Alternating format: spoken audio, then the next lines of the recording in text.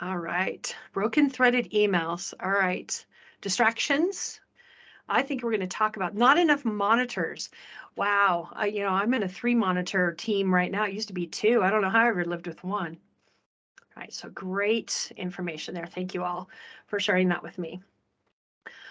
All right, let's go back to the presentation and talk about the 7 productivity killers in Microsoft Teams that I have identified. I'm sure many of you have additional ones.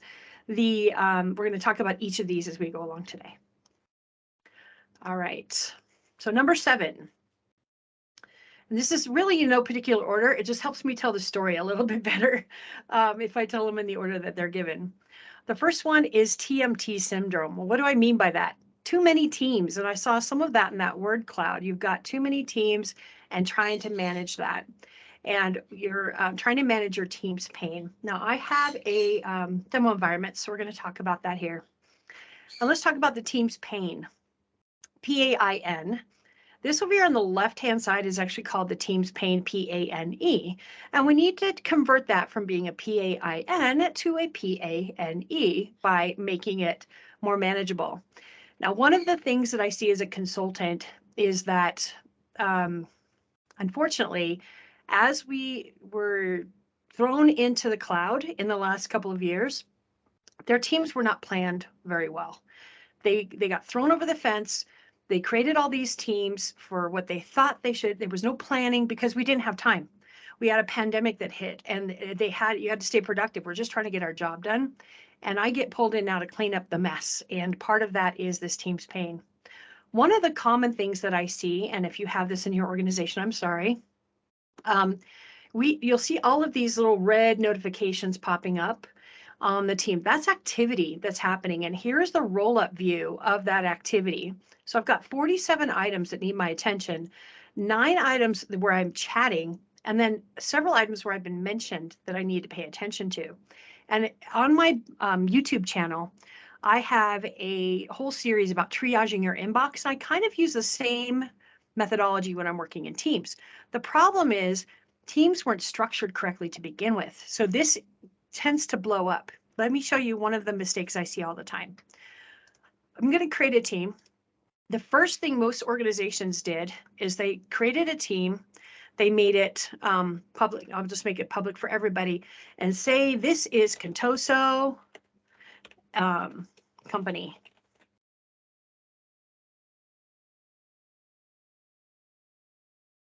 It's creating a team.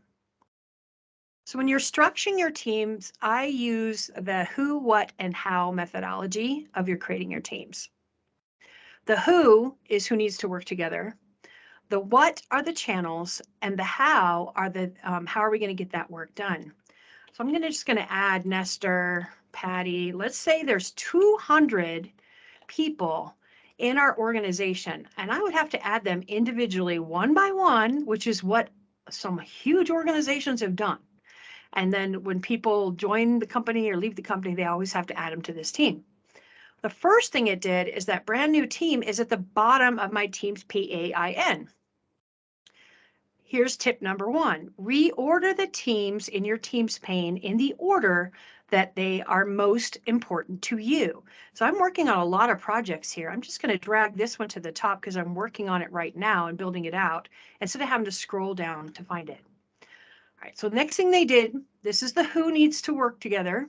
This is what are they working on. So we're going to add some channels. So what I see all the time, I see finance has a channel and HR has a channel.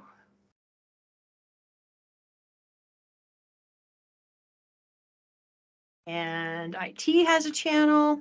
And now we have 100 channels for all the different departments for that organization. So I have IT.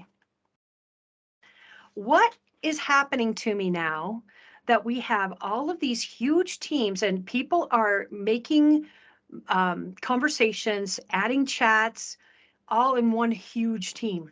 It's blowing up our notifications. Anybody feel that way? Anybody have that problem? Joe, you said I've got a nemesis who makes every post as an announcement and important. Yeah, it's kind of like putting everything in all caps, right? They're not that important.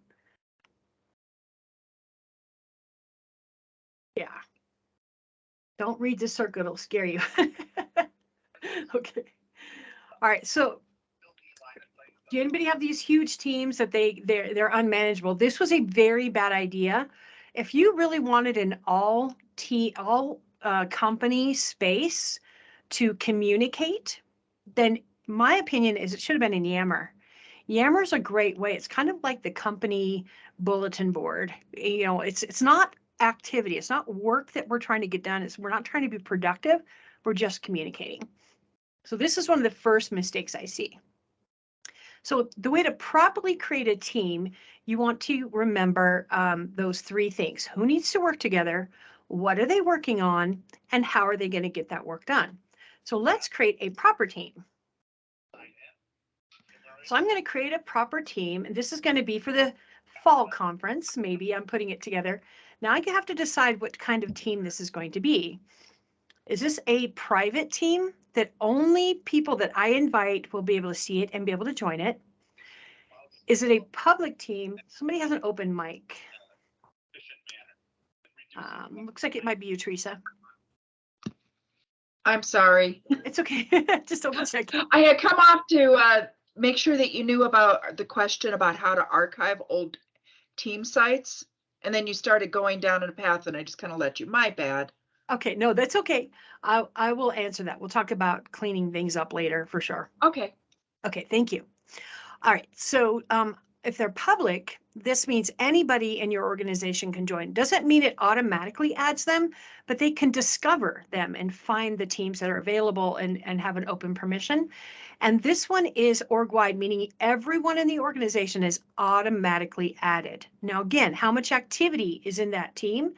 Probably not the best idea, but something like returning to work might be a organizational wide team that anybody could use.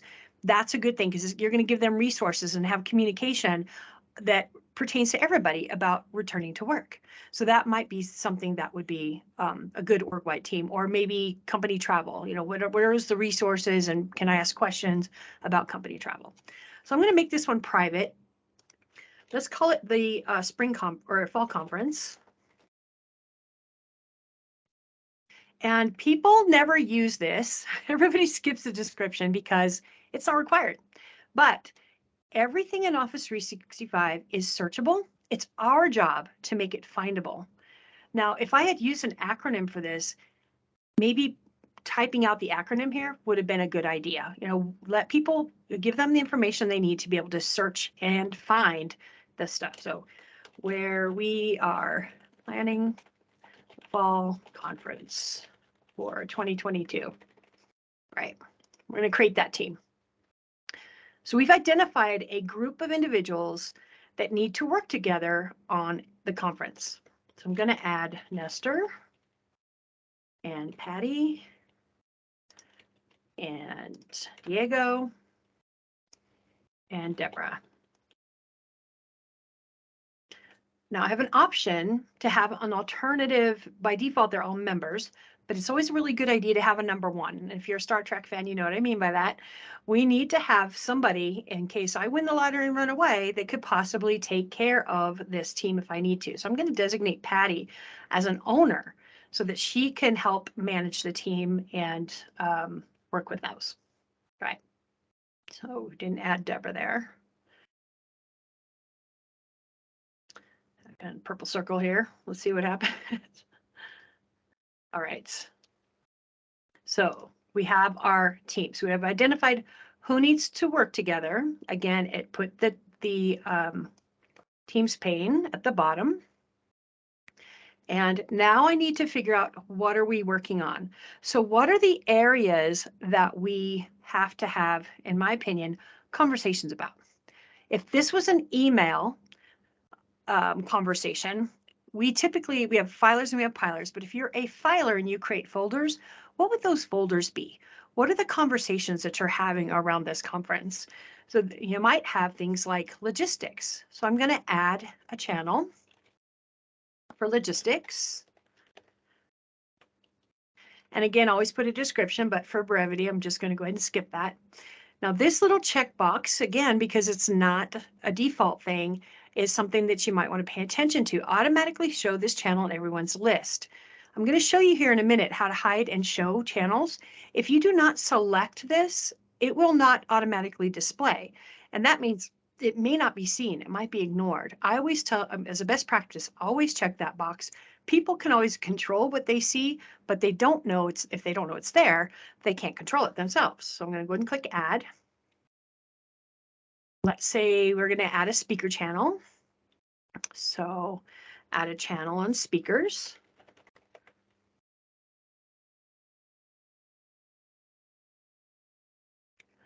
And I'm going to add a channel for budgeting. Now, this might be a special channel. Not everybody that is working on this conference needs to know about the money. So I might want to make this one a private channel so that people will not be able to see it if they are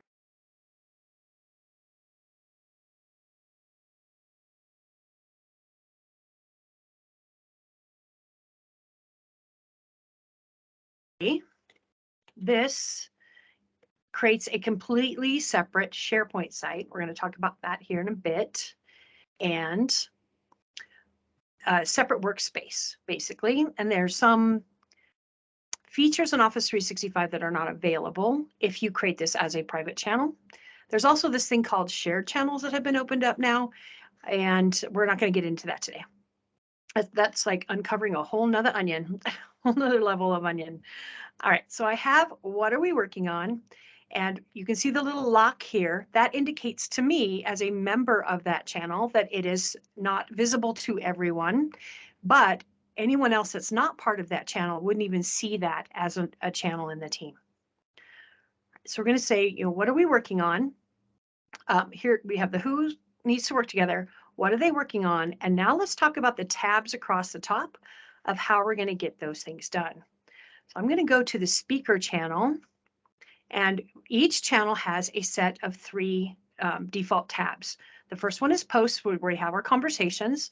So this, for those of you that said email in big bold letters in that word cloud, this is one of the places that you can increase your productivity by moving things here instead of having an email.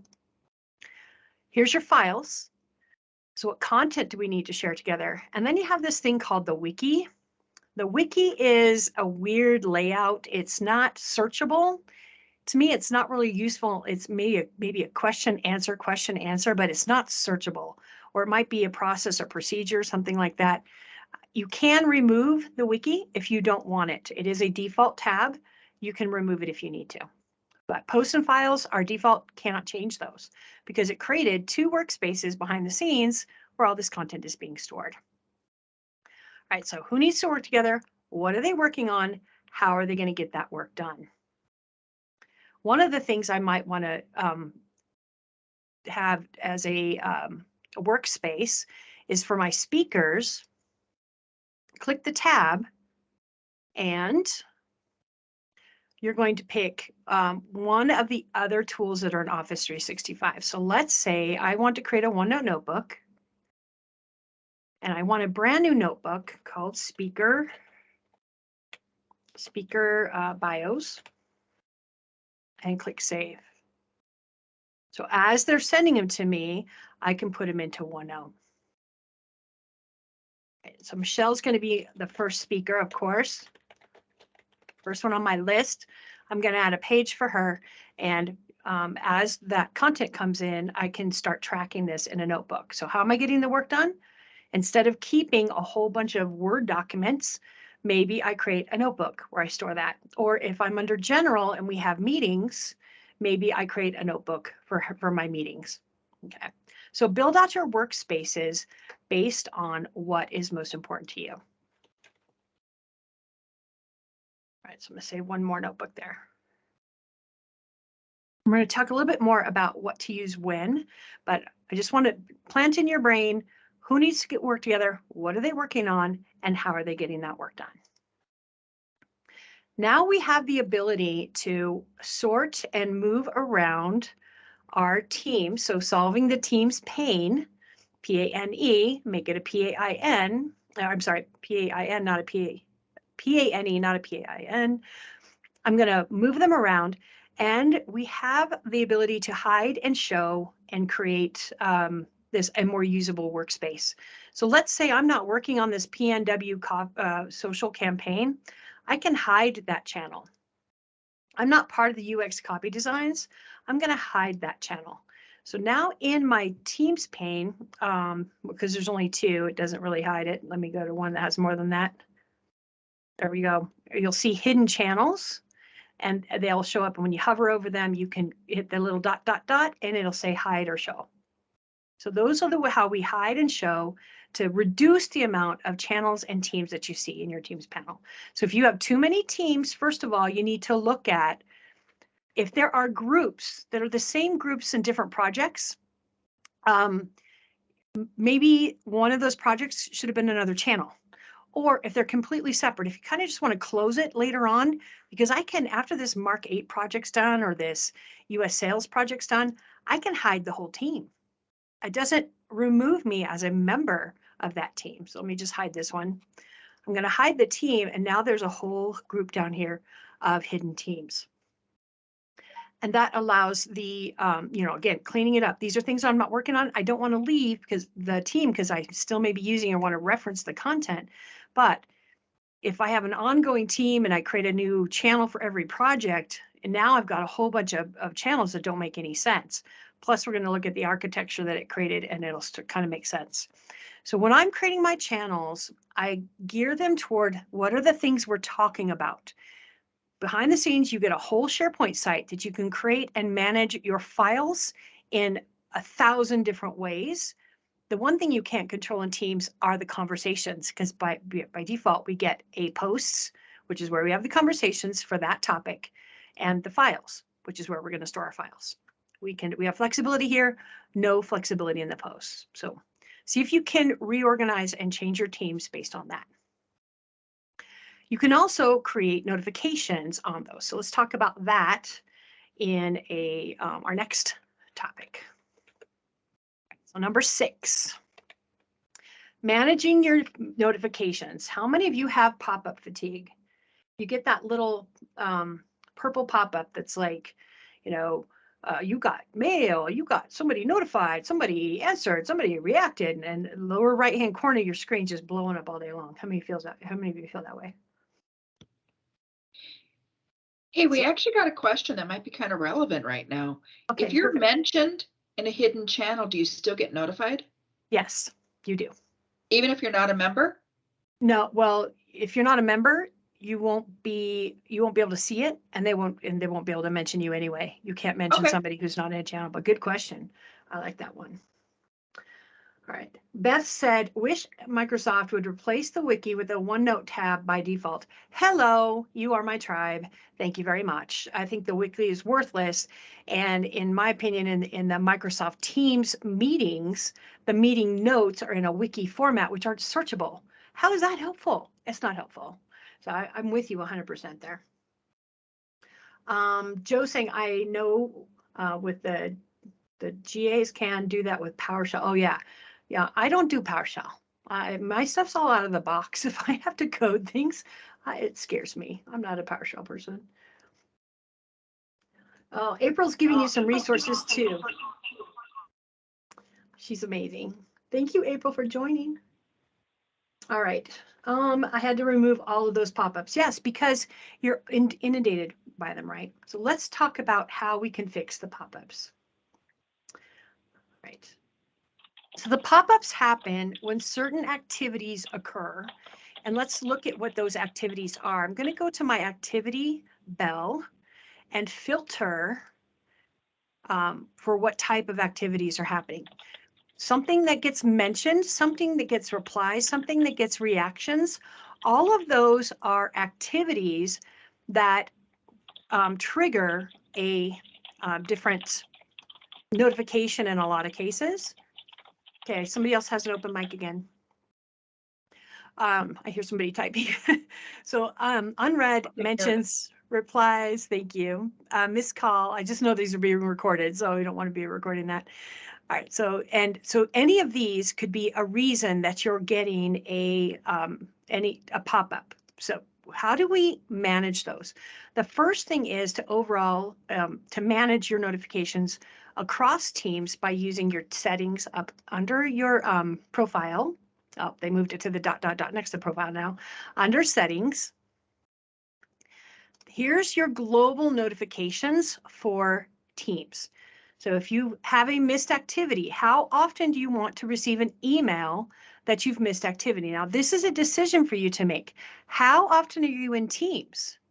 If you're in Teams all day, every day, maybe you only want a daily email of the things that you missed, because that would make sense, because if you do it every 10 minutes, but you're constantly working in Teams and it's giving you notifications, that makes no sense at all. So you're going to be overwhelming your email box with notifications from Teams. That's not helpful. So decide how much are you in Teams and what would be the right amount of letting you know that you've missed activity in Teams. Some people haven't adopted Teams yet, and they work more in Outlook, and they need those little, hey, you got stuff happening over here that they need to pay attention to.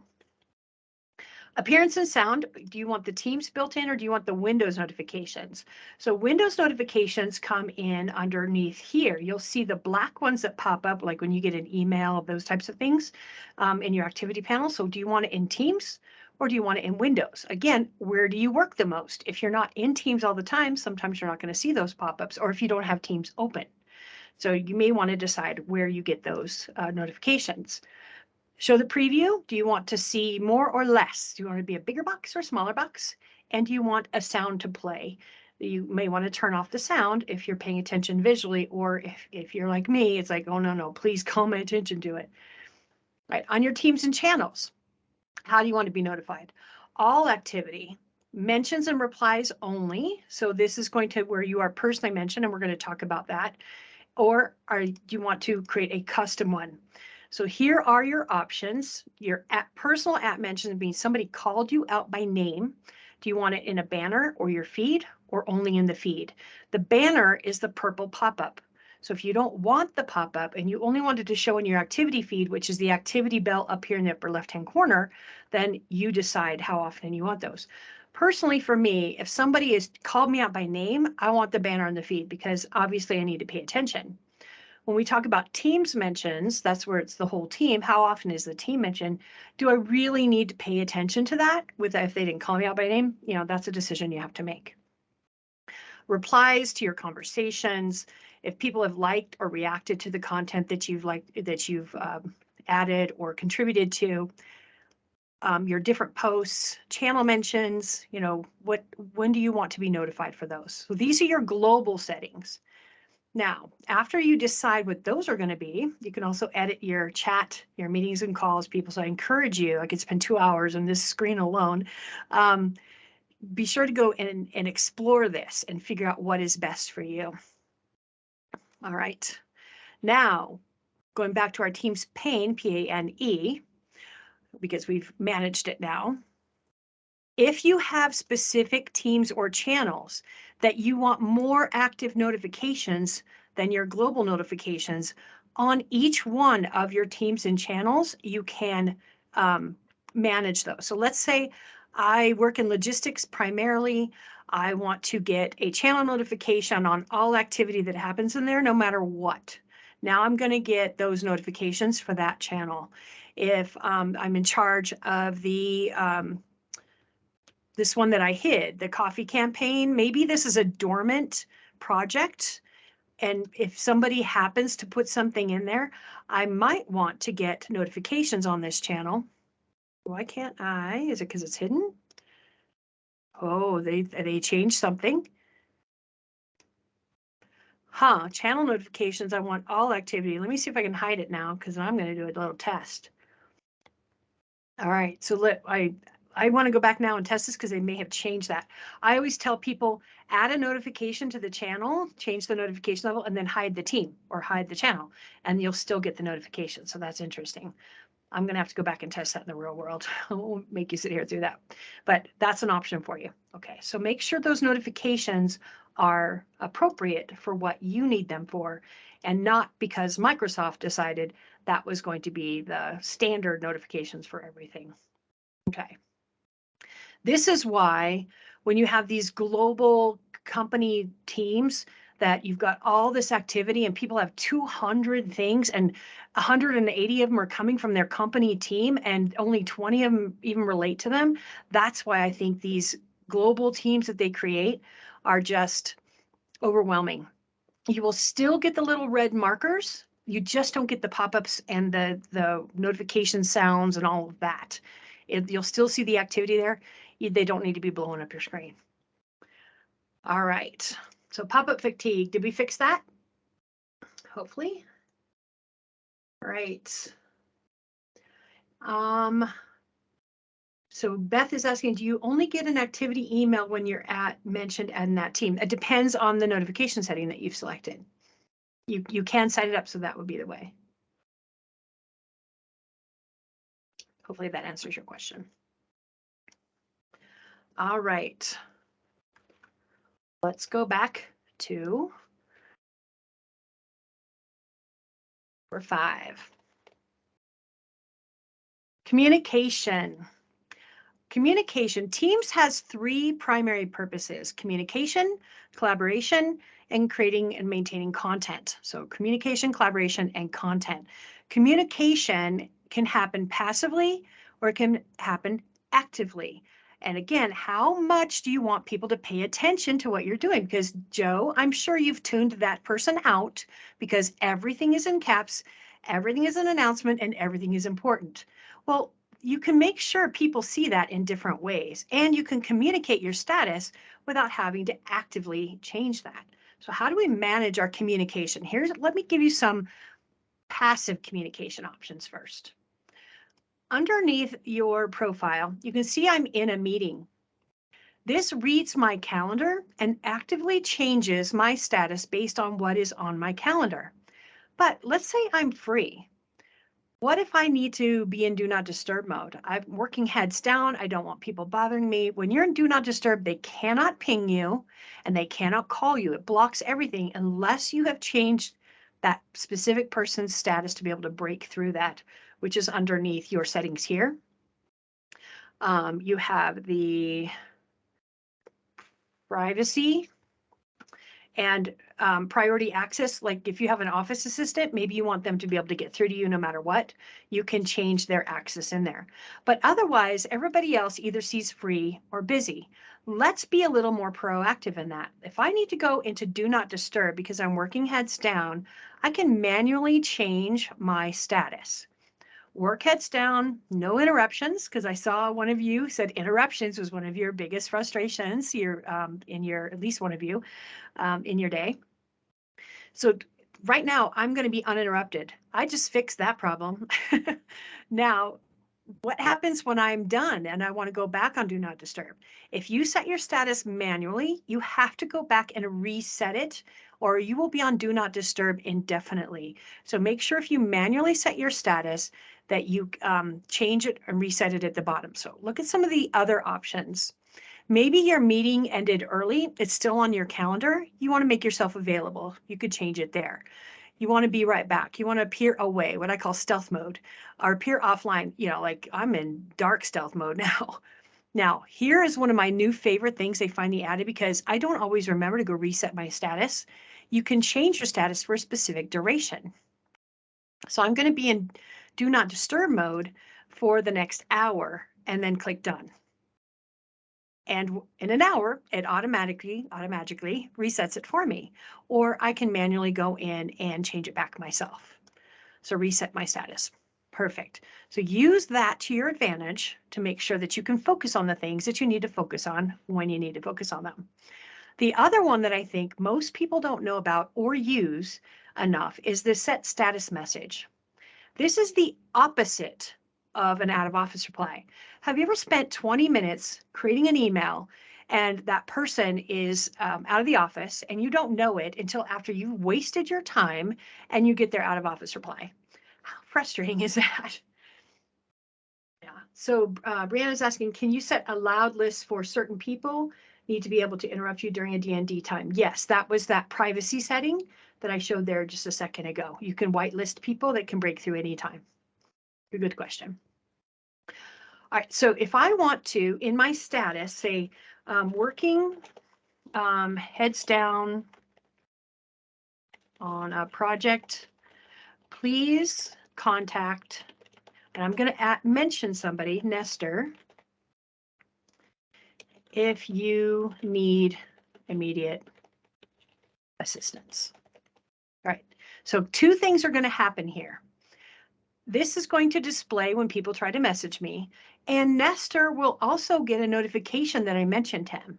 So he will know, oh, you know, Megan's working heads down right now. I need to make sure that I pay attention if people need those. No, this is a really important checkbox. Show when people message me. And then again, we have a duration, so we don't even have to remember. If you're if you're on maternity leave for 3 months, or family leave, paternity leave, doesn't matter. You might want to put that in there so people know, hey, I'm not just out today, I'm out for a while. Or you can put in, you know, things like, I'm working off site today. Please expect a delayed response, that type of thing. All right, so I'm going to say this is for the next hour. And it gives me the option to also include that in my out of office. One of the questions I get all the time when I show this is, does this tie to Outlook? No, it doesn't. But if you schedule out of office, yes, it does, which is great. So I can turn on out of office, my replies from my organization, only a certain time frame. So the nice thing about this one is I can also set it up ahead of time. So I don't, I'm notorious for getting on the plane, go, oh, I didn't turn on my out of office. So that's another option for you. All right, so when you set those up, the office for the day, show when people message me. If somebody goes into chat, let's say Patty had her out of office, there'll be a little banner right here across the top of the box letting me know she has a status message communicating where she's at, what she's doing that day. How many of you find that helpful? Margaret saying our team has many members who set their work hours there. That's a really good idea. Yeah, my standard working hours are ABC, especially now that we have so much more flexibility in our time frame. Or you may want to put in, you know, a lot of people are doing desk sharing. I can't think of the term. April actually created an app, I think, that helps you to manage when you can reserve a desk at work, letting them know, hey, I'm in the office on Tuesdays and Thursdays. I'm out, you know, I work from home on Monday, Wednesday, Friday, anything like that. Let them know ahead of time so they can say, oh, she's in the office today. I'll just go over to her desk and talk to her, that type of thing. All right. So April's answering some questions, might be helpful. Expiration. Yeah, very good. Yeah, April's amazing. I defer to her. I'm always going and looking. I was just on her blog the other day, her videos, looking up, trying to figure out how to fix something. I'm going to tap her on the shoulder here. All right. So the other communication that we have is the chat and the calling function and the meeting function. So let's talk a little bit about that. When to use what? When you are in chat, this is, to me, there's different levels of chat. There's a one-on-one chat, you and I talking to each other. So if I need to talk to Patty, this is the equivalent of me walking over to her desk and we having a conversation. So you may want to say, you know, good morning, always greet people, or good afternoon, I guess in this case. Do you have about 10 minutes to help me with a presentation? All right. So first of all, I said hello. Second of all, I told her what I needed. And third, I'm going to share the file here in just a second with her. So if she were to say yes. Why do we do that? How many of you get those people like, hey, have a sec? Hey, are you there? And you're waiting and you're waiting and you're waiting and they don't respond. Or somebody says, do you have a minute? And I'm like, yeah, I have a minute. And then they talk your ear off for 40 minutes. And you're like, I said I had a minute, not 40. So set the stage when you're communicating with people, letting them know, you know, hello, you wouldn't go up to somebody's desk, slam some files down on their desk and say, fix it. You have some courtesy. Let them know what you need and the expectation in the initial chat. So that is my first advice to you. And if she were to come back and say, sure, no problem, I have about a half hour. Okay, great. I'm going to add a file. So when you're working in chat, look at my two options. I have an option to share from OneDrive, and an option to upload from my computer. The thing to remember, file storage in Office 365 only happens in two places. I get asked all the time about where things go what. We're going to talk about that here in another section, but the thing you need to understand, when you're working in chat, those files come from OneDrive. When you are working in Teams, those files are stored in SharePoint. Teams does not have its own storage. It's created in a SharePoint site that's behind the scenes. So if I'm going to share a file with Patty, I'm just going to upload one from my computer. Let's say I had one in my documents folder. Oh, there's one in here. Let's say this is the presentation that we need to work on together. People often wonder, where does that file go? It's going into OneDrive. So write this down, chat equals OneDrive. We'll talk about file storage here in just a minute. Okay, so that's one way I can communicate with Patty. Now, if I have a group of people, to me, this is like we have something quick we need to work on, chat about, maybe some files we need to collaborate on. So I'm going to invite people into, it's called a group chat. So right now I have Adele and Johanna. Maybe I need to share a file with them. I'm going to share something from my OneDrive. So let's say it's this patent template. That's shared from my OneDrive. If Adele goes and shares a file, when she shares a file, it's stored in her OneDrive. If Johanna comes in and shares files, then those are going to be in her OneDrive. It does not create a central space for our files to live together. If Johanna leaves, wins a lot and run away, we lose access to the files that she shared in here. So that's something you need to consider. When I'm working in a group chat, usually it's for a very informal project we may be working on that's got a very short life, or it could be like a one-on-one that I have with my manager type thing. I think that's another really good way to have a chat space that we can work in. The other thing I encourage you to do, once you have activity in your group chat, you can rename this. So if we're working on the patent approvals, now this becomes searchable. Instead of it just being Adele, Johanna, Nestor, Patty, Diego, and all, there's 20 or 10 names in here, and I don't even know what we were working on. And your chat pane, just like your Teams pane, you can manage this. You can, if you have a lot of chats going on, you can pin your chats. So I can pin or I can hide them. Or if you're getting, let's say we're in a meeting and now you're getting pop-ups for all this activity from a meeting you're not even in anymore, you can mute them. That way you're not getting the pop-ups and notifications from that chat. Once you've pinned them, you can reorder them. You cannot reorder the ones that are here. They're in the most recent to the least recent. So make sure that you manage your chat panel as well. Going to make you more productive. All right, Teams chat happens in the posts. So this is where we're going to have our conversations and communications. How do we want to make sure that instead of marking it as an announcement and important, right? How are we going to make sure that people pay attention to what we need to pay them attention to without overwhelming them?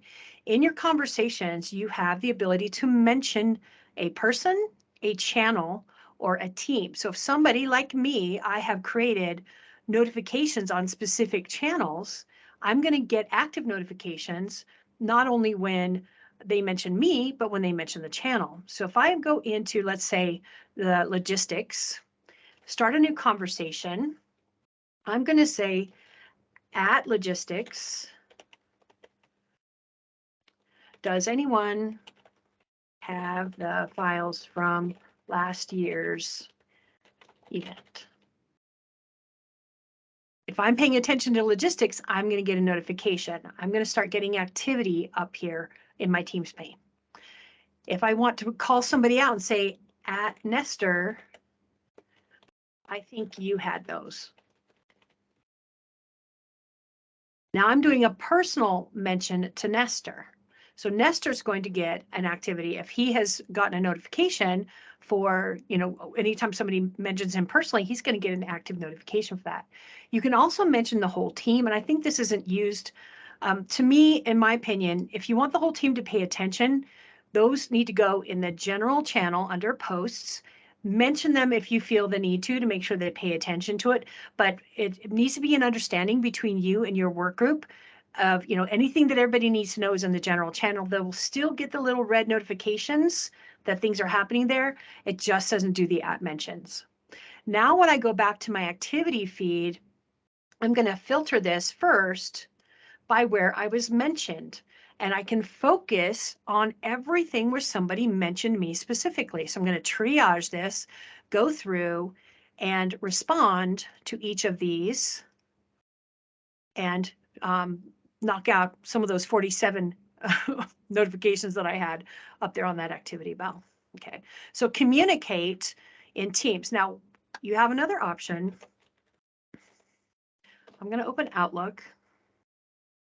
And for the shortcut Shari way, that was the window key and then just type Outlook. My last demo environment, I wasn't real happy with Outlook and I just realized that. I hope it opens. There we go. Okay, here is another option for you. Some of you said you're getting overwhelmed with the amount of emails that you're getting.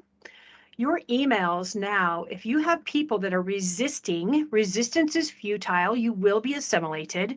If they're resisting moving into Teams, when you have a conversation, so here's the Atlanta trip itinerary and the site that we were talking about.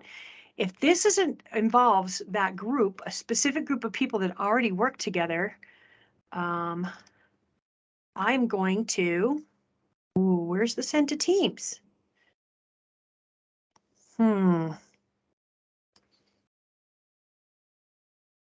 Maybe it didn't make the connection.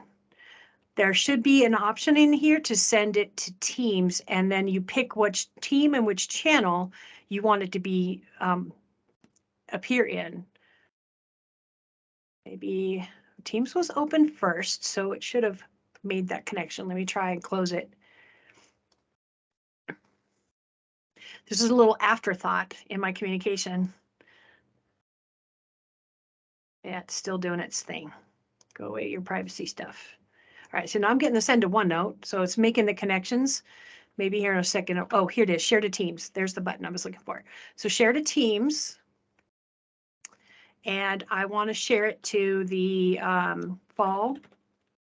So any of the teams I have a connection to. And here's the general fall conference. And I'm going to share that over to that channel. All right, so get things out of your Outlook into the space where people can have conversations about it. All right, some questions have come up. Chris has typed everything in caps. How do you get a hidden chat back? I don't think you can. Once you hide it, I don't think you can get it back. If anybody has a different answer, I would love to have that insight. Okay, texting versus persistent chat. Yes, that was from Joe. I like that. Texts, I always have to go search my texts and look back at information. I have several government clients that are trying to make their retention for their chat and their Teams chat to be, I think it's 48 hours. Like, well, then why are you even using it? Because the whole point is having longevity of that stuff. Right, is there a way to link Outlook working hours to Teams or place in Teams that ties back to Outlook? I run into some scheduling issues for meetings because people, depending on this status field in Teams, to communicate their working hours. If you don't know how to set your working hours, under the File tab, under Options, and in Calendar, you can set your work hours. Now, I have a little trick I put in here. I am not a morning person, and if you schedule a meeting with me at 8 o'clock in the morning, it ain't going to be pretty. So I like to set, this is my scheduling hours, not necessarily my working hours. I will let them schedule me from 9 until 4, because I like that last hour of the day to start wrapping things up. And I try not to let them book anything on Fridays, because I call it Focus Fridays. I go back and like today, I would circle back and, to put a bow on the things that I've missed. And personally, I prefer Monday as my day of the week, but that's up to you. So this work hours, that should appear in the scheduling assistant, whether you're in Teams or you're in Outlook, either one. So if they're respecting that, that's not, if they're not, then that's a people problem. We have the technical way to fix it, but it doesn't mean they're paying attention. Right. Have tips for searching chat, specifically historical things. Yes, we're going to talk about search at the end here in just a minute. And you can send a chat. Looks like Margaret's answering questions. You can send a chat to a person that was involved in the chat. Also, if the hidden person sends you a chat, it will show back up again. Yes. So, you may have to tap Nestor on the shoulder and say, hey, can you mention me? And it'll light it back up again. That's a good tip. I like that one. Right. Thank Pate Group. They posted that and changed my life. Yes. Was that Joy? Joy is amazing. All right. Using Outlook on the desktop and on the web. The same thing. So if you're in the web version and you go to Outlook, you can control it from either way. So if I go to the settings here, you have search Outlook settings. They don't even make you dig anymore. You can type in working hours, calendar appearance, same thing. You're going to get here's your working hours. So do you see how it mirrored though? I did it in the desktop app. It's synced to the web. Okay. And then what calendar you're in. Or multiple calendars. Any of you that have fight with the time zones, like me, it's like the bane of my existence. You can add an additional time zone. So if let's say Cincinnati, or let's do Minnesota, Minneapolis, and maybe this is HQ. So that'll show up 2 different time zones in your calendar. So yeah, I always schedule in their time zone to make sure I don't mess it up. Right. So how do you send to Teams from Outlook on the web? Same thing. If you open them, should be able to right click. They hide it. Copy. I'm not a big web user. I like my desktop because I have a best kept secret of Outlook. Anybody know? Flags. See, it says share to Teams. It's on the 3 dots and it's on the context menu of the message itself. So you have to open the message and go here. Same where the share to OneNote is. See, I'm not seeing either one. And it could be my demo environment. So other reply. See, I don't even see it anywhere. Add to board. What the heck is that? See, now I have to get in here and play. Yeah, it should be in here somewhere, of course. Okay. So you have your Teams chat, and then you have your meetings chats as well. So use those mentions, and that makes your communication a whole lot easier. All right. Go to number 4, tracking action items. This was my number one holdout reason why I didn't adopt Teams, because I'm really, really good at Outlook. I've been using Outlook probably beyond what most people have for years. And I'm going to show you the best kept secret of Outlook real quick. Did you know in Outlook Desktop, this doesn't work the same in the web, that you can drag and drop from one area of Outlook and it converts it to the destination folder type. So when I get a message, so let's say I need to take care of this email and it's actually a task, drag and drop it to the task icon, it converts it to a task, and it leaves the original email in the body of the task. Let's say I need to do this next week. So I use a lot of tags and flags in my management of my email, but this is a big one for me because I use this all the time. Now, if it is a person, let's say this is something from Alex and I want to save him as a contact, drag and drop him, converts it to a contact. It leaves the body of the email in the contact. This saves my life because when I used to go to conferences all the time, somebody sent me an email a year later. I'm like, who's this guy? And then I have the context of where I met them. If it doesn't populate from their server, the content that it populates comes from their server. If they don't have it there, you can always highlight content and add it, drag and drop it into the fields. Is that an ooh-ah moment for anybody? I get a lot of ooh-ahs on that one. So best kept secret of Outlook. drag and drop. Now, I wanted the same thing in Teams. Why can't, when somebody asks me to take care of something, here they've mentioned me, all right, I may want to make a task out of that. Why can't I just right click and make a task? I can share it to Outlook. That's not helpful. That makes it an email. Now, but that's a two-step process. And they hid this underneath more actions. Why? Create a task. So when you create a task, this is tracking it in To Do. So you in Microsoft To Do, depending on where you're, if you have multiple lists within To Do, which this user does not, under tasks, give it a priority and give it a due date. So it's not quite the Outlook task that I would want, but now when I go back out to the browser and go to Do, guess what? I know you, April, probably had a workaround before they actually made that available. She probably had some kind of power script doing that for us. All right, so here is my tasks. Here's the important one. I'd like to nominate Global Net. That's the one that I just created in Teams. And I can add it to my day and manage it. Here's the things I need to get done in my day. So different things that you flag, when you flag an email, so if you have flagged email, they show up as tasks here too. Oops, that's not what I wanted to do. I wanted to say yes there. So here are my emails that have flags on them as well. And then you can prioritize and say, I'm going to do this one today. I'm going to do this one today, and or add them to my day. That one's already in my day. And then this is the stuff I need to get done. So my checklist for the day. So thank you so much for hiding that under 3 clicks, 1, 2, 3, to create a task for something that I get in Teams. Because this was my big resistor as to why I didn't want to adopt Teams.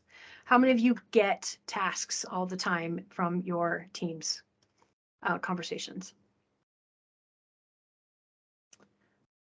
Yes, and I have 2 Outlook apps open at once. Me too. At least different windows of things. I love my Outlook, and they threaten to take it away, like they threatened to take away the desktop version of OneNote. Just wait for us to storm the castle with our torches on that one. I don't think that'll ever happen. You can do that to set up a meeting too. Yep. All right. Very good. All right. So tracking your action items, you can create the follow-up. You can also save them. That's another little best kept secret. If you go to any conversation and you hover over the More Options menu and choose Save This Message, you're going to get another tier. Nope, it was showing up here for a second. Another kind of a hidden thing under your profile. It says Saved. Then it opens up your saved panel. So here's everything that I've saved, kind of like a little bookmark, so that I can get back to it later. So this might be something as I'm going through my activity feed and triaging what I have in here, I might go here and save this message so that I know to go back to it later. I'm just going through and trying to prioritize what I'm trying to get done. I'm going to save those or mark them as a task, one or the other. Okay. Number 3, context switching. This is the #1 productivity killer ever. I can tell you that this was my experience. I would get, when I was working on site at a company, I had people walking up to my desk all day. I have a quick question. I have a quick question. And it was never a quick question. And I would be in the middle of something. And then, of course, what they need from me is on fire, of course, in their mind.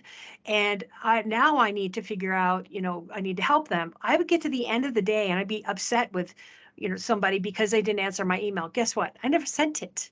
I start closing down my windows and there's all this half done work because I interrupted myself all day long. Context switching makes it very difficult to get anything done. So it's really important to use the right tool for the job, but using Teams as a way to roll those up together. So what do I mean by the right tool for the job? Let's go look at what's offered in Office 365. I'm going to go back out to the browser and go to Office.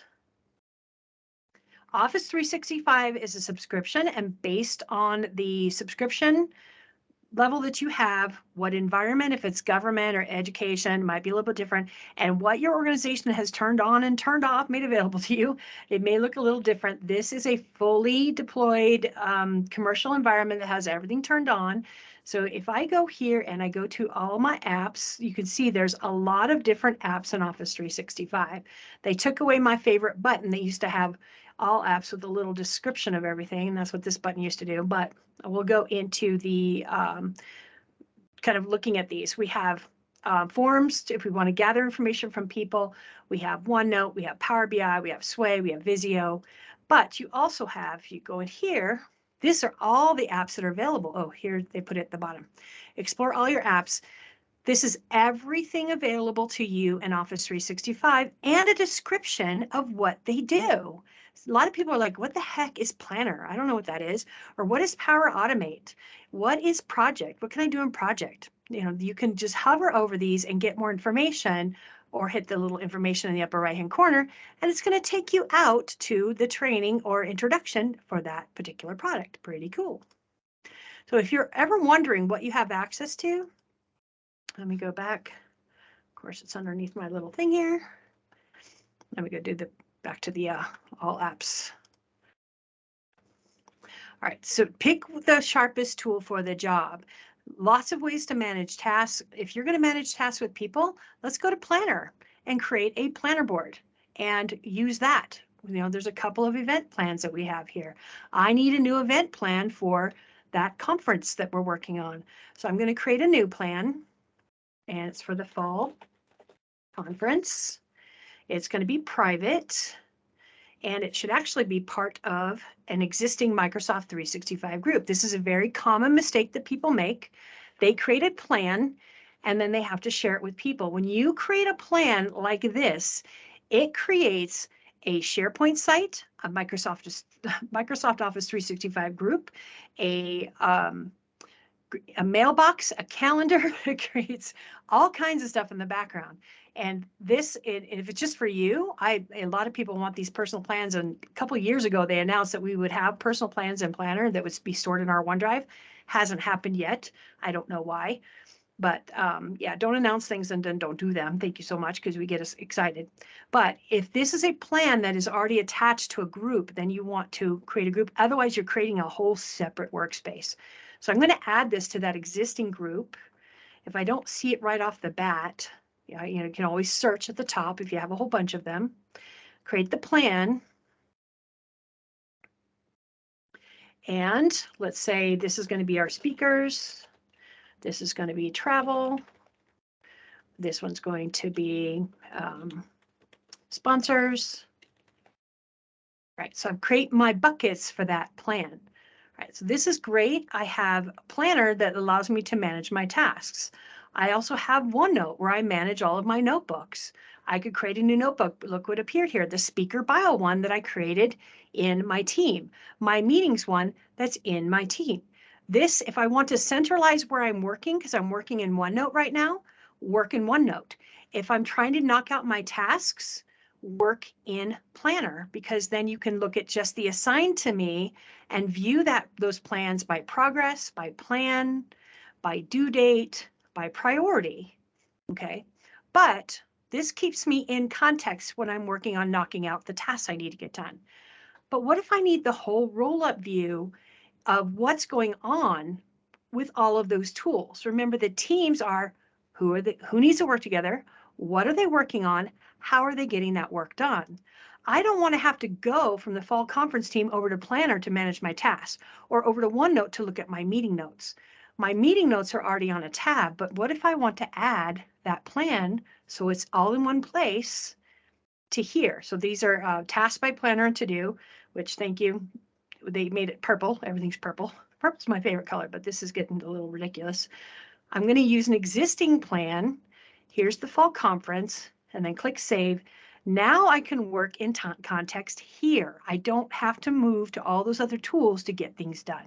So centralizing your conversations, centralizing your work, centralizing your tools, creating this workspace is how you're going to keep that context switching to a minimum. Really important.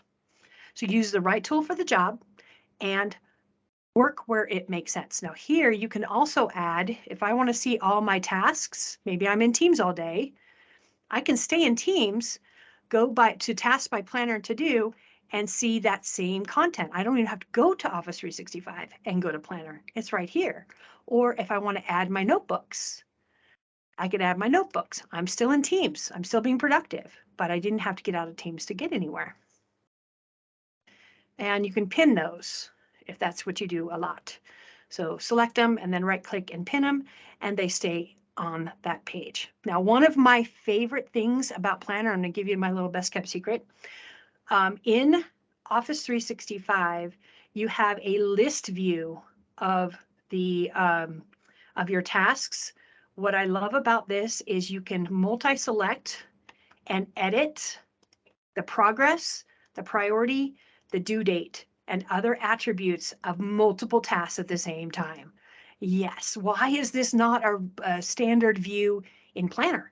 In the actual app, it's only in Teams. So that might be another reason to work from here. All right, questions?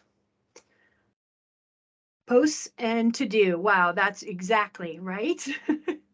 I was in, I spoke at a coding conference, which is not my normal group. I looked at all the speakers. I'm like, I know none of these people, none of my favorite people were at that conference, but I met some new ones. And I had 10 minutes into it. A guy told me, that just paid for my conference right there. So yeah, the myth of multitasking. I like that. I need to create service tickets from Teams chats. I need to use Power Automate for that. Yes, Chris, from Teams chats. April might be able to help you with that, because yeah, you can create some scripts. I'm assuming you can set the status of something. I don't know.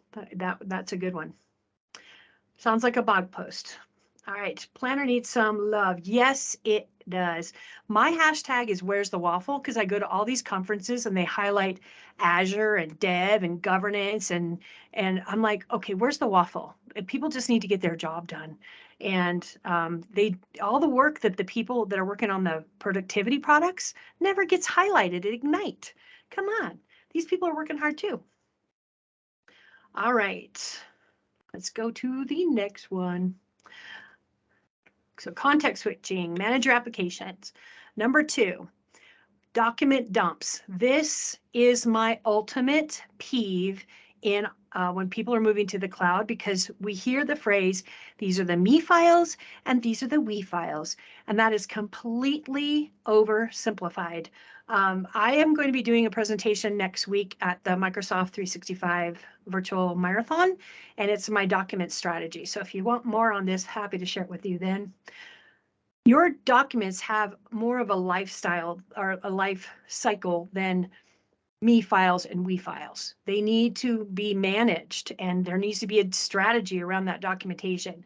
When you move everything into a Microsoft team, what people don't understand is that SharePoint is the foundation of that, and it creates one document library, and all of those documents get dumped in the exact same library. And this is what typically happens. They go out, they're like, we have a team. So I'm going to go to here. I'm going to go to my files. Team. I'm going to say, here's my Contoso company files, and I'm going to upload everything here. So everybody has access to this. Anybody relate to this? Upload all the files, and let's say there's 1,000 of them, 10,000 of them. Guess what? They're not going to be able to find it here either. It's like, this is not a good plan. Behind the scenes and in Teams, when you create a team, let's go to the files. It says right here, open in SharePoint. Here is my SharePoint site. When you create, let's peek behind the curtain. I'm going to go to the site contents. This is the default layout of a team that's created for, or the site that's created for a Microsoft team. You have pages, you have a library, assets, templates, and documents. If I go into documents, what were those channels I created earlier? Finance, general, HR, and IT. Well, if somebody comes in and says, hey, I need to add some files here, I'm going to upload them from my J drive, my C drive, my D drive, whatever it is. And I'm going to add this folder. Oops. Let me add a folder, upload folder. And this one, click upload. This happens all the time. There's a Modern Workplace folder, right? Now they're supposed to fix this. Let's see if it's working here. If I go back to my team, and I'm just going to click here, you see, where's the Modern Workplace folder? If I try to create now a channel, add a channel called Modern Workplace,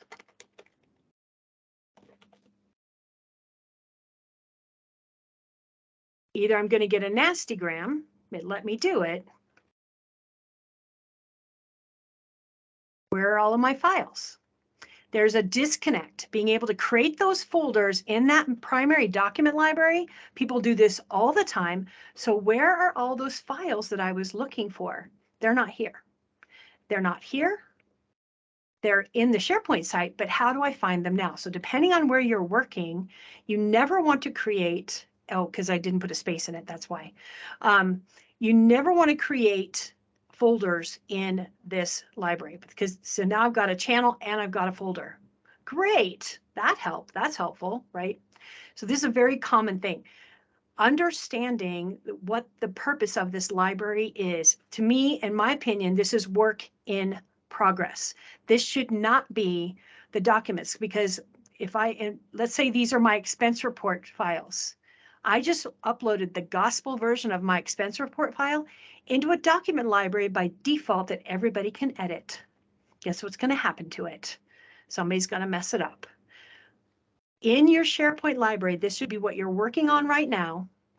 You can also create other document libraries. So in the beginning of this, I talked about we have a lot of flexibility in our filing. We do not have a lot of flexibility in our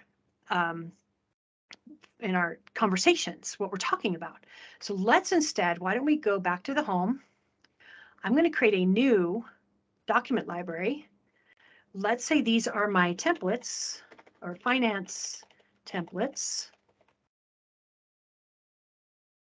Gospel documents, live. Show it in site navigation means it'll show up over here on the left. And we can, change our navigation however we need to. Now what I'm going to do is I'm going to go in, capture the URL of this library. How do I surface that in Teams so we're not out of context? I always want to work from my team. Great. I'm going to go to Finance, add a tab. It's going to be a SharePoint library. So here's my SharePoint document library. Keeping in mind, you need to make sure that the people that are working in this library have the proper permissions. So I'm going to use a SharePoint link. Here's the URL, and you've got to take the forms because that's the view of the library. So everything up to that point. Click go. Here's my finance templates. This one, I'm going to save it and rename this guy to templates. How is that different? Well, I didn't rename it the right way, but how is that different? Over here on the library settings, I can change the permissions on this document library to have it be read-only for everybody. Only the owners can change it. I'm going to get the stop inheriting the permissions of the site because this is going to have special permissions. I'm going to remove these and make my members, I'm going to edit their permission to be read-only. All right, so if at some point when I have another document that needs to be read-only, instead of having to manage it in Teams, guess what? I'm just going to go ahead and move that from the document library in Teams. So right here's my templates. If I go to my files, let's say it's from here, because that's where I put them. Let's say now this press release is completed. I don't want people editing it anymore. I can move this, move to, any document library in the sites. So let's say this one's that templates. I'm going to move that one here. Now it's locked out by default because I moved it into the right library. So creating your file structure in SharePoint to ensure the right people have the right access.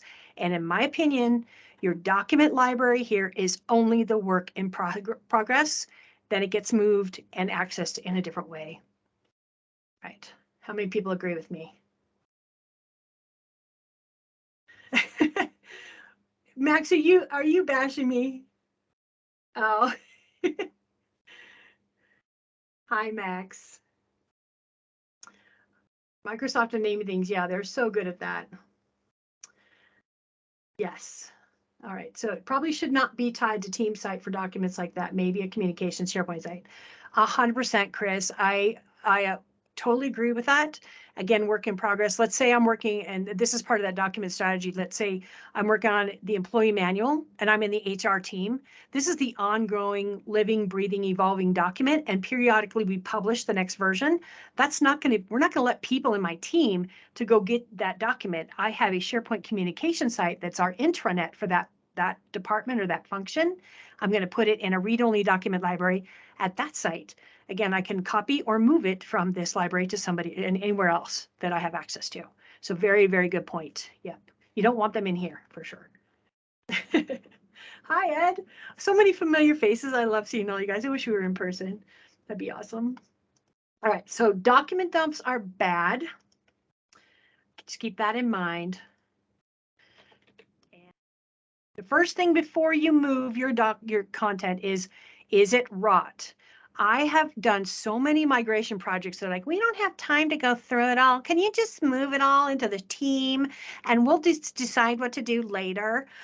No, because A, it's a waste of my time and your money, because you know how much time it takes to move all that stuff out. So the first thing you need to do is find out, is it redundant? Is it outdated? Is it trivial?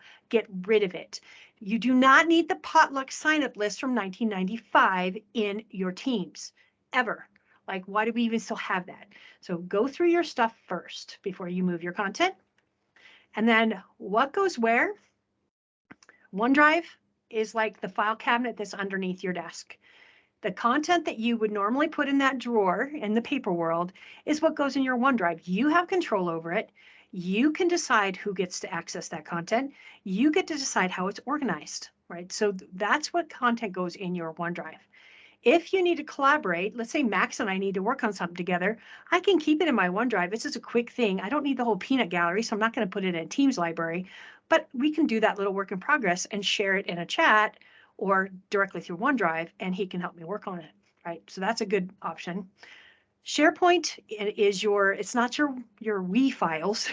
Yes, so your collaboration files, but it depends. Is it a work in progress? Is it a published document, or is it something that you legally have to keep for a longer period of time, but people shouldn't be able to find it? Like the old versions of the employee manual should not be available to anybody except the people that are in charge of making sure it's disposed of at the time it needs to be disposed of. All right, so what goes where is really important. And folder or not to folder. This is my other peeve. Metadata, metadata, metadata. You want to eliminate folders, just like we've eliminated and flattened our site structures. We also need to eliminate and flatten our folder structures and use metadata to make your content more flexible in how you view it.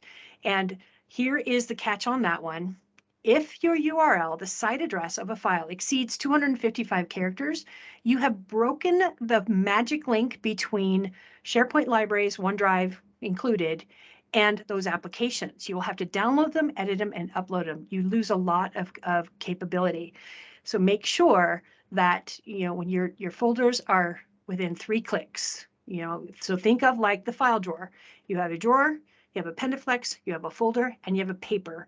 Anything deeper than that, you would never have a file folder inside a file folder inside a file folder inside a file folder. Don't do that to you, and don't do that to people that are trying to find your content. Okay. All right. And the last one as we go into the home stretch here. Go there. Hashtags and search. How do people find content? So in Teams, in Microsoft Teams, search is built into all of Office 365. So in Teams, I can search for, let's say I need to find the, let's say, presentation. Okay, or the press release. Here's the press release, and it tells me where that content is. So I'm going to type in, let's type in presentation. What do I get when I type in presentation? I get messages, I get people, or I get files. If I type in marketing, I get now I have Teams, I have, I'm sorry, people, messages, and files as well. So you can refine those depending on what it is. So under people, you may get some refiners if you get a lot there. Under messages, does it mention me? Does it have an attachment? So those refiners are great. Everything is searchable from here or from just anywhere in Office 365 where you see a search box. The problem that I see most people have is they get out there into a SharePoint site and they search for marketing here. Let's say we're in, let's go to SharePoint, and I go to the Market Project team, and I type in marketing. When you search from a SharePoint site, the scope of that search is just this site by default. So if you see up here, it says organization, Market Project team. If you're not finding what you're looking for, even by being able to refine it by the files and the file type, maybe I just want the presentations, right? If I'm not finding what I'm looking for, guess what? Back out one level in that breadcrumb and you're going to find a whole lot more. So understand that anywhere else, Office 365, it searches almost everything that you have access to, you have permissions for.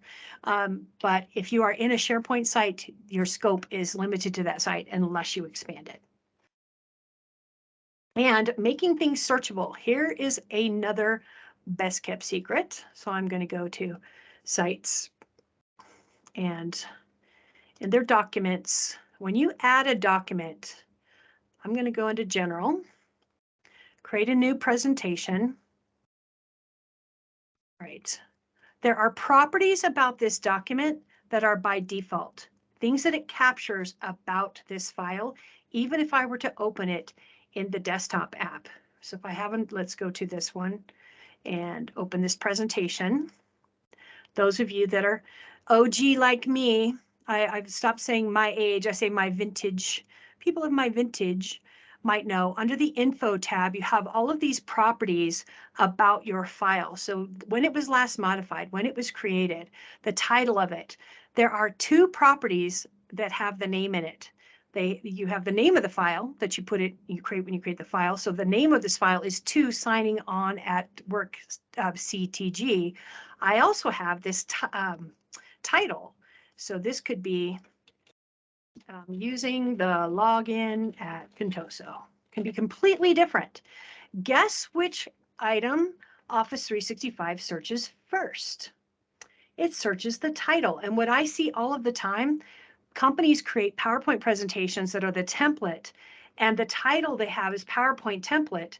They go and search for signing on at work CTG, and it ends up being way down in the search results because it doesn't search the name first. It searches the title. And this is captured in Office 365 and SharePoint. You also have tags and categories, all kinds of things. Some things you can't change. The created modifieds are time-stamped. I can add an author. So if I type in Megan's name here, right? When I upload this to Office 365 in any library, it captures all of this data and makes it searchable. So fill it out here, or if you are in the web version, you can do the same thing under File. Oh, gotta be in the web version, Shari. There we go. Under File and Info. See, I don't have the same options. Properties are not in here. They're in the document library itself. So if you go back to marketing, documents, And under the library settings, you can see all of the attributes that are captured by default. And you can add to those and map them together. So that's a really important thing. Everything is searchable. Got to make it findable. Okay. Don't make people dig for gold. Don't make them dig through folders. Don't make them have to guess what you called. Make it searchable, make it findable, and make it easy to find. And then in Teams, another way to make things searchable is by using the hashtags. So hashtags, just like on the web, it's like, let's say we need, what do you think of Las Vegas? I'm gonna use a hashtag for the conference. What do you think of Las Vegas for the conference? That now becomes searchable. Shari, I hate to tell you this. Time's up, I know. Can I have 2 more minutes for the best kept secret of Teams? Because I'm Go right here. for it. All right, best kept secret of Teams.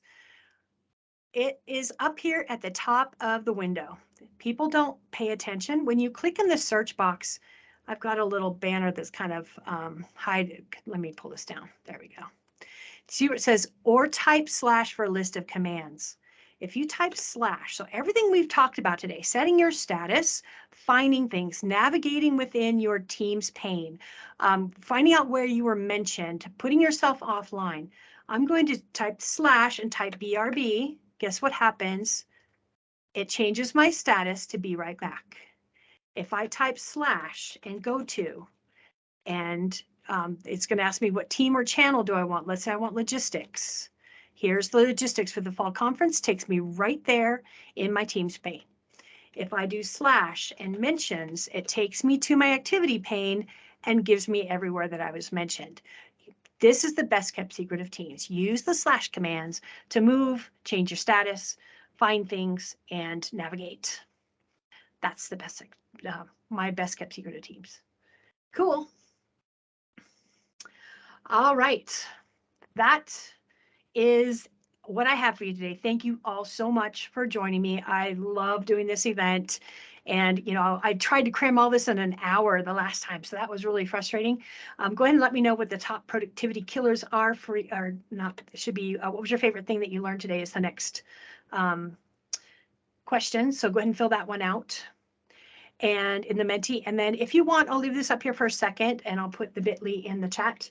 I have a PowerBytes learning portal, and I'm happy to give you all a free 30 days if you would be interested in. They're all bite-size videos from all the applications. You can learn an application front to back, or you can just search for and find a tip on a particular item that's, you know, 1 to 5 minutes long in length. So cool stuff.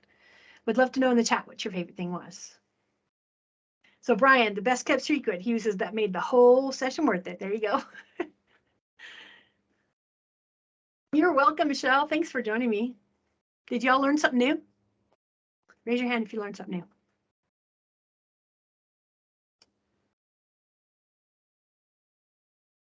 Yay. Very good. Okay, so I guess, are we doing closing? Do they need to know where to go to closing, or is this just it?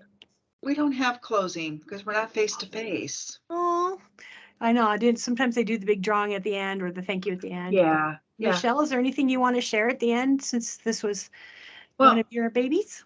Can I get one couple things out and then I'll turn it over to Michelle? Sure. Please make sure you go do the survey. That is how we do select for our grand prize. Next, I do have the winner of the $25 gift card, Chris Schul. I'm really screwing up your.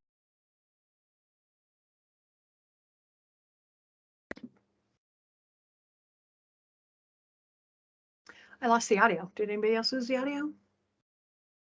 I'm sitting here talking to myself. There it is. Wow. Okay. Chris, if you would like to send me your email address, you can send it through the chat here or send it to me via LinkedIn if you wish. Thank you, Shari. My pleasure. I always love this when you were talking about your #1 best kept secret. I use it. All day, every day. You'll never go back. It's Right. like drag and drop in Outlook. You'll never go back. Agree. Yeah. So anyway, please make sure you fill out the survey. That is how we select the winner. Anything else? Michelle, did you want to add anything? Are you on?